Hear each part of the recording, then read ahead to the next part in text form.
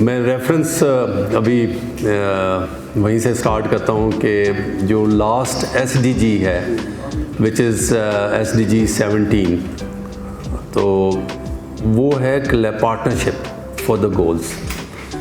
اور اللہ تعالیٰ نے بڑا کلیئرلی قرآن میں اس بات کا ذکر کیا ہے کہ اگر کوئی اچھا کام کرے، رائٹنس کی بات کرے، تو اس کے ساتھ شامل ہو جانا ہے، ان کی مدد کرنی ہے.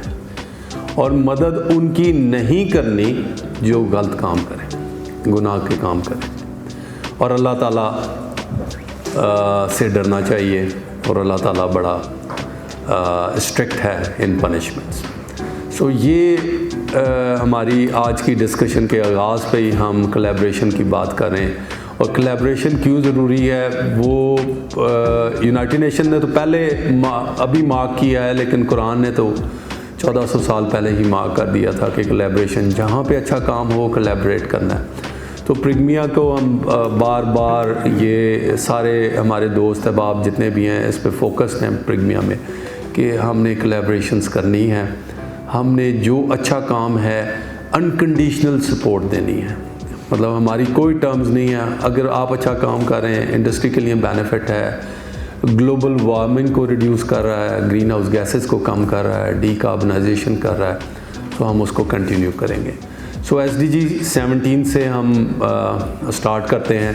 اور اس کے بعد جو ہماری ویژن ہے اس کا ایک تھوڑا سا اوور ویو ہم لے لیتے ہیں کہ جو ٹیکسٹائل انڈسٹری ہے، تقریباً 51 بلین ٹنز کی جو ایمیشنز ہیں، 51 بلین ٹنز ہیں اینولی، اور اس کا 11% ٹیکسٹائل اینڈ اپیرل انڈسٹری ہے.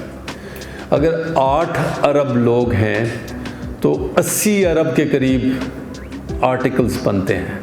مطلب آپ اس کا مارک دیکھیں کہ کتنا زیادہ لینڈ فل میں جاتا ہے، کتنا زیادہ یوز نہیں ہوتا، کتنا زیادہ ویسٹ ہوتا ہے.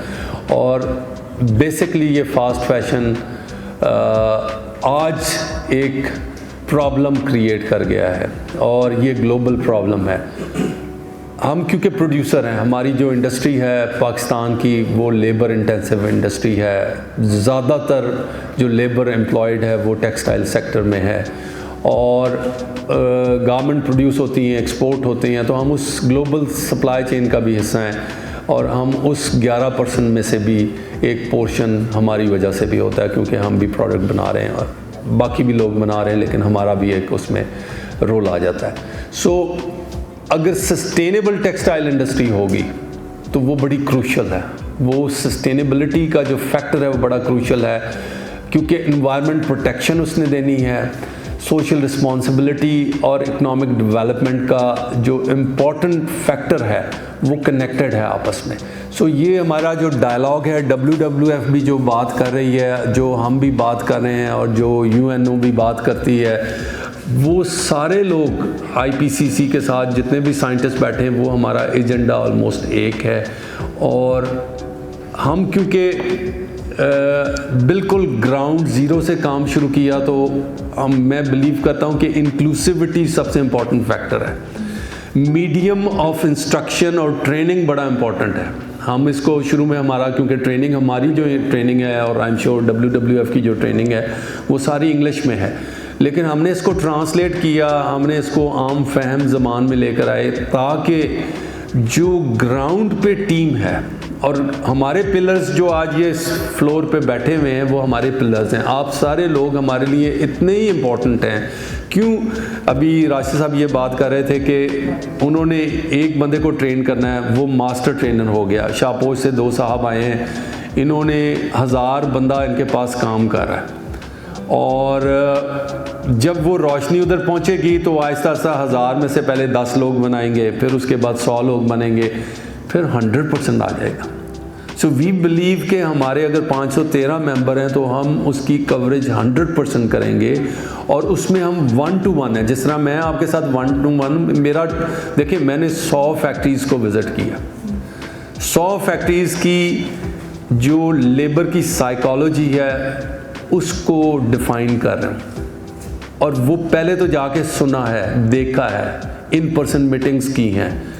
اور پھر ڈیفائن ہو جاتا ہے. جب آپ ٹریننگ سیشن میں آتے ہیں آپ کو بھی پتہ ہے کہ کوئی بچہ اگر کلاس روم میں جاتا ہے تو اس کی جو ریٹینشن ہے وہ کم ہوتی ہے, اور کوئی بچہ جاتا ہے وہ پہلے سے پریپیئرڈ ہوتا ہے یا اس کو اس ٹاپک کی تھوڑی سی آگاہی ہوتی ہے تو وہ اس پہ اس کو ریٹین کر لیتا ہے. جو بچہ ریٹینشن کم کر کے گیا ہے وہ تھوڑے 2-3 سیشنز میں نا ڈیفائن ہو جاتا ہے. سو میری ریکویسٹ آپ سب لوگوں سے ہے, کیونکہ ہم ایک ہی ٹرائب ہیں, تو آپ کے جو کلیگز ہیں کسی کو, کیونکہ یہ ہم کہتے ہیں کہ یہ ایک ہی فٹ بال ہے جس کے ڈفرینٹ فیسٹس ہیں, تو اگر جس طرح میں ایک اینگل سے دیکھ رہا ہوں تو ان کو ایک سائڈ نظر آ رہی ہے باٹل کی اور ان کو ہنا کو دوسری سائڈ نظر آ رہی ہے. سو ہم نے اس کو موو کرتے رہنا, ہم نے شیئر کرتے رہنا, ہم نے بات کا ذکر بار بار ڈائلاگ کریٹ کرتے رکھنا ہے تاکہ ہماری بات, اور یہی جو مین فوکس تھا, کیونکہ یہ ڈائلاگ ڈسکس ہو رہا ہے. مطلب میں آپ کو اس کی ایک تھوڑی سی اگزامپل دیتا ہوں کہ اگر گورنمنٹ آف پاکستان کی کیبنٹ میں یہ ڈسکس ہو کے اپروو ہو گیا اور ایک نوٹیفیکیشن نکل گیا, تو مجھے یہ بتائیں کیا وہ نوٹیفیکیشن اپلائی بھی ہو گیا کہ نہیں ہوا؟ نہیں. مطلب اپلائی کیسے ہوگا جب وہ اسپیسیفک ایک فیکٹری کے ایک فرد کو جب تک بتا نہیں دیا جائے گا. میرا نہیں خیال کہ یہ ممکن ہے کہ آپ ایک وہ رسپانسبل ٹیم کریٹ کر لیں یا رسپانسبل پاپولیشن کا سیگمنٹ کریٹ کر لیں جو اپنے ریسورسز کی حفاظت کر رہے ہیں. وہ ریسورسز کو حفاظت کرنا ویسے تو ہمارے لیے ایز اے ریلیجن اگر دیکھا جائے, ایز اے مسلم دیکھا جائے تو وہ فرض ہے, لیکن اب تو سائنٹیفکلی اور اکنامکلی بھی یہ وہ آپ کی ڈیوٹی میں شامل ہو گیا.